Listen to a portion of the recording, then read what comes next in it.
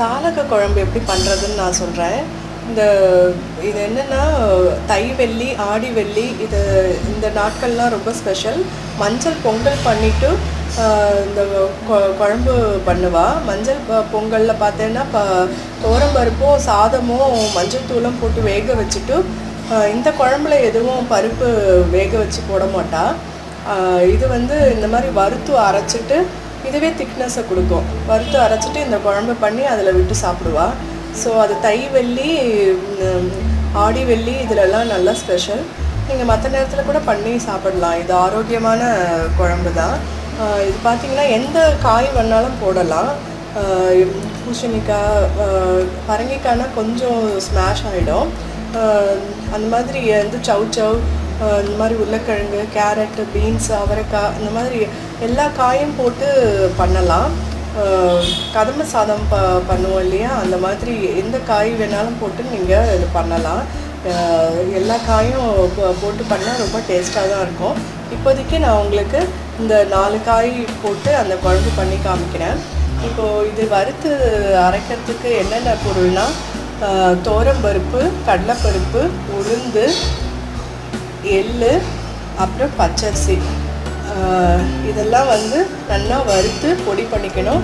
இது கூட வரமிளகா, உங்களுக்கு காரத்துக்கு தேவையான அளவு வரமிளகா எத்தனை வேணுமோ அத்தனை எடுத்துக்கோங்க. இது பார்த்திங்கன்னா வெள்ளை எள்ளு, கருப்பு எள்ளு எது வேணாலும் நீங்கள் போட்டுடலாம். இதெல்லாம் இப்போ வறுத்துக்கலாம். வறுத்துட்டு இது குக்கரில் ஒரு விசில் போட்டு குக்கரில் வேக வச்சு எடுத்துக்கலாம் நம்ம. அப்புறம் புளி ஊற போட்டுருங்க.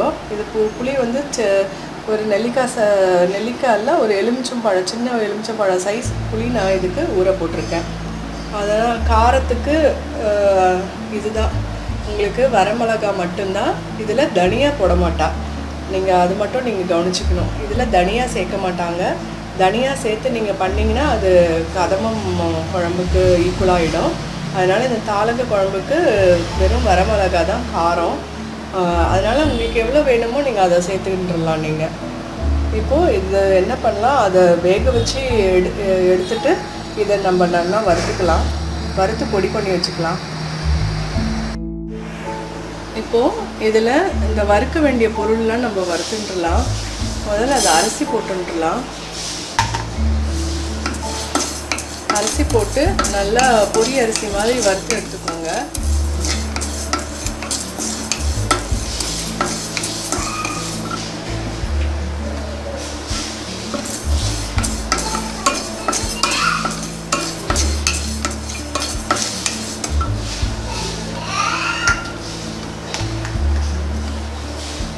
அப்புறம் இந்த 3 பருப்பும் சேர்த்து போடலாம்.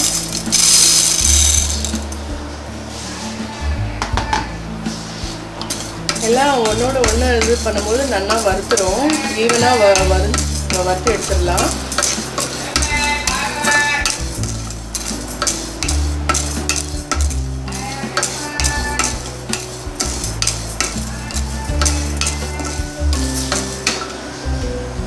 இப்போ இந்த வரமிளகாவும் போட்டு வறுக்கலாம்.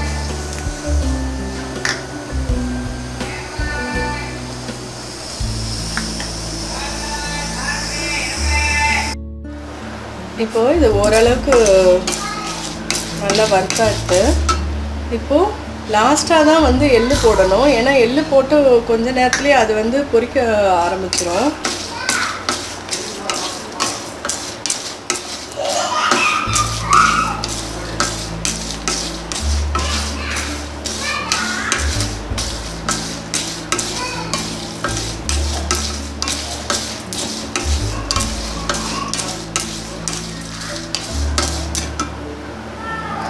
இதில் நான் சொல்ல மறந்தது என்னென்னா, கொஞ்சமாக வெந்தயம் போட்டுக்கோங்க. வெந்தயம் எண்டில் போட்டு வறுத்துக்கோங்க. வறுத்து இந்த பொடியை நீங்கள் அரைச்சி வச்சுக்கோங்க.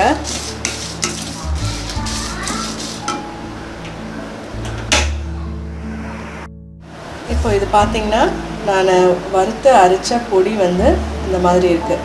அதாவது இட்லி பொடி நம்ம பண்ணுவோம் இல்லையா, இட்லி மிளகாய் பொடி, அந்த மாதிரி நீங்கள் இப்போ பொடிச்சு வச்சுக்கோங்க. ஆக்சுவலாக இது நார்மலாக இந்த மாதிரி எல்லா இந்த அரைச்ச இன்க்ரீடியன்ட்ஸ்லாம் போட்டு இந்த மாதிரி பொடி அரைச்சி வச்சுக்கிட்டேன்னா இது கலர்ன சாதம் இருக்குது வெரைட்டி ரைஸ்க்கு, அதில் கூட நீங்கள் இப்போ இந்த பொடி நீங்கள் தூவிடலாம். அவ்வளோ நல்லா வாசனையாக நல்லா இருக்கும். இதில் எல்லாமே இருக்குது இல்லையா, அரிசி, எள்ளு, துவரம்பருப்பு, உளுந்து, கடலைப்பருப்பு, வரமிளகாய் எல்லாம் இருக்கிறதுனால இது ஒரு டேஸ்ட்டாக இருக்கும். தனியா போடாமல் இதெல்லாம் போட்டது ஒரு நல்ல டேஸ்ட்டு உங்களுக்கு கிடைக்கும். டேஸ்ட் வித்தியாசமாகவும் இருக்கும். தனியா போட்டால் அது ஒரு டேஸ்ட்டாக டிஃப்ரென்ஸாக வரும். இந்த மாதிரி அரைச்சி வச்சேன்னா உங்களுக்கு இந்த மாதிரி தேங்காய் சாதத்தில் கூட அந்த கொஞ்சம் பொடியை போட்டு நம்ம இது பண்ணலாம். ரொம்ப வாசனையாக நல்லா இருக்கும். அப்புறம் எள்ளு பொடி சாதத்துக்கு இதை சேர்த்துட்டுலாம். எள்ளு தனியாக வறுத்து அரைச்சி இது பண்ணலாம். கருவேப்பிலை பொடி சாதத்துக்கு யூஸ் பண்ணலாம். இந்த மாதிரி காய் சாதம் பண்ணுவீங்க இல்லையா, உருளைக்கிழங்கு சாதம், கோவைக்காய் சாதம், இந்த மாதிரிலாம் வெரைட்டி ரைஸ், டிஃபன் பாக்ஸுக்கு நீங்கள் செய்கிற வெரைட்டி ரைஸில் இந்த பவுடர் போட்டிங்கன்னா அவ்வளோ நல்லா டேஸ்ட்டாக இருக்கும். நீங்களும் ட்ரை பண்ணி பாருங்க. இப்போ இது என்னென்னா எண்டில் சேர்க்க வேண்டியது, இது ஒரு கப்பு தேங்காய் நான் எடுத்திருக்கேன். இதில் என்னென்னா இப்போது விழுது மாதிரி கொஞ்சம் அரைச்சிக்கணும். இன்னொன்று என்ன பண்ணணுன்னா, கொஞ்சம் இப்படி தேங்காய் எடுத்து இதை வச்சுட்டுருங்க. இந்த தேங்காய் கொஞ்சம் நல்லா ஃப்ரை பண்ணணும். ரொம்ப ஃப்ரைடு வேண்டாம், கொஞ்சம் ஓரளவுக்கு ஃப்ரை பண்ணி எண்டில் சேர்த்தேன்னா அது கொஞ்சம் வாசனையாக இருக்கும். அதனால் கொஞ்சமாக நம்ம அதை எடுத்து வச்சுட்டுலாம். குழம்புல இந்த மாதிரி ஃப்ரை பண்ணி கொஞ்சம் சேர்க்கணும். இது விழுது மாதிரி அரைச்சி அதில் விடணும். இப்போ இது விழுது மாதிரி இதை அரைச்சிக்கலாம். இப்போது கரைச்சி வச்ச புளியை இதில் விட்டுண்டேன். இங்கே பாருங்கள், வேக வச்ச காய் இதில் இருக்குது. இதை நம்ம இதில் போட்டுடலாம்.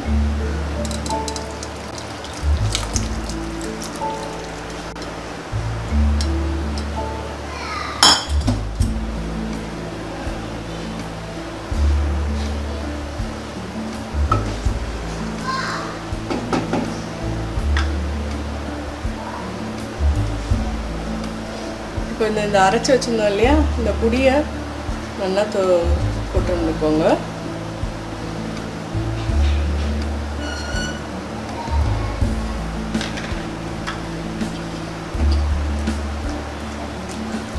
இதில் கொஞ்சம் மஞ்சத்தூள் போட்டுடலாம்.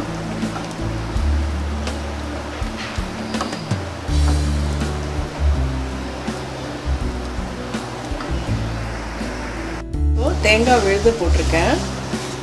இதை போட்டு நல்லா கொஞ்சம் அடி பிடிக்காமல் இது பண்ணிக்கோங்க.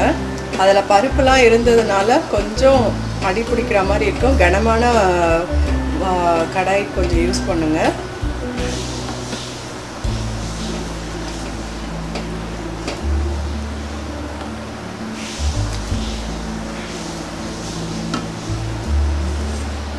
தேவையான அளவு கொஞ்சம் தண்ணி விட்டுடலாம்.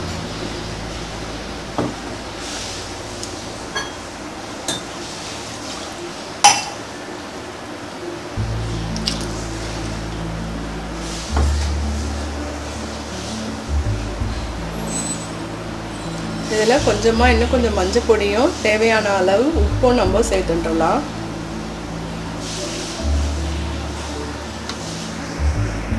பாருங்கள், கடுகு, ஜீரகம், கொஞ்சம் வத்த மிளகாய், அப்புறம் கொஞ்சம் தூள் பெருங்காயம், அப்புறம் கருவேப்பிலை இதெல்லாம் போட்டு தாளிச்சிருக்கேன். தாளிச்சிட்டு நம்ம இந்த இதில் கலவையில் விட்டுடலாம்.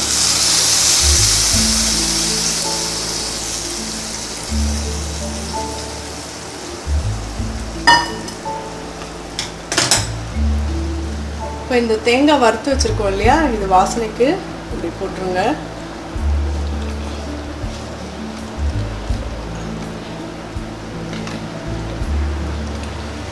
அந்த போட்ட நான் தேங்காய் விழுத கூட நீங்கள் அந்த பொடியோடையே கொஞ்சம் வறுத்துட்டு கூட நீங்கள் அரைச்சிக்கலாம்.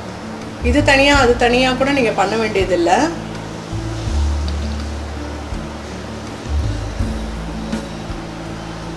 இப்போ பார்த்தீங்கன்னா தாளக குழம்பு ரெடி ஆகிடுது. நீங்களும் பண்ணி பாருங்கள். இது ரொம்ப நல்லாயிருக்கும். டேஸ்ட் ரொம்ப வித்தியாசமாக இருக்கும். எப்போவுமே நார்மலாக குழம்பு நம்ம பண்ணுறதுக்கு இந்த மாதிரி வித்தியாசமாக குழம்புகள் பண்ணி நீங்கள் சாப்பிட்லாம். Have a healthy food. உங்களுடைய வியூஸ் அண்ட் கமெண்ட்ஸ் எனக்கு most important. Thank you very much.